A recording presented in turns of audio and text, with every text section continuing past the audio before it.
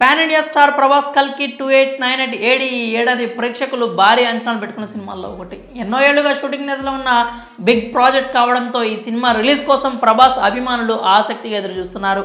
మరి అంత క్రేజ్ ఉన్న సినిమాకి భారీగా ప్రీ రిలీజ్ బిజినెస్ జరగడం సహజమే కదా.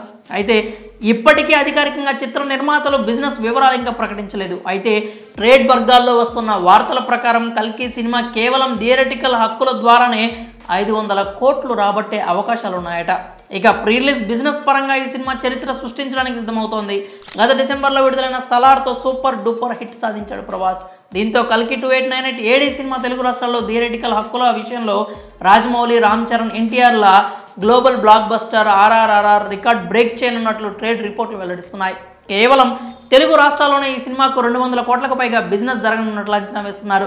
ఆ రకంగా చూసుకుంటే కల్కి 2898 ఏడి వరల్డ్ వైడ్ బిజినెస్ 500 కోట్ల వరకు జరగచ్చు. ఓవర్సీస్లో కూడా ఈ చిత్రానికి మంచి డిమాండ్ ఉంది. ఇక ఈ సినిమా మహాభారతం నుంచి మొదలవుతుందని చెప్పడంతో సినిమాకు మరింత హైప్ పెరిగింది. ఇక భారీ బిజినెస్కు తగ్గట్లే కల్కి 2898 ఏడి సినిమాకు 2 తెలుగు రాష్ట్రాల్లో టికెట్ రేట్ కూడా మొదటి 10 రోజుల్లో పెంచుతారు. మరి ఈ అడ్వాంటేజ్తో పాటు బాక్సాఫీస్ వద్ద ప్రభాస్, నాగసింహ్ల కల్కి 2898 ఏడి సినిమా ఎన్ని రికార్డులు క్రియేట్ చేస్తుందో చూడాలి. దీనిపై మరి మీ అభిప్రాయం ఏంటో కామెంట్స్ రూపంలో తెలియజేయండి.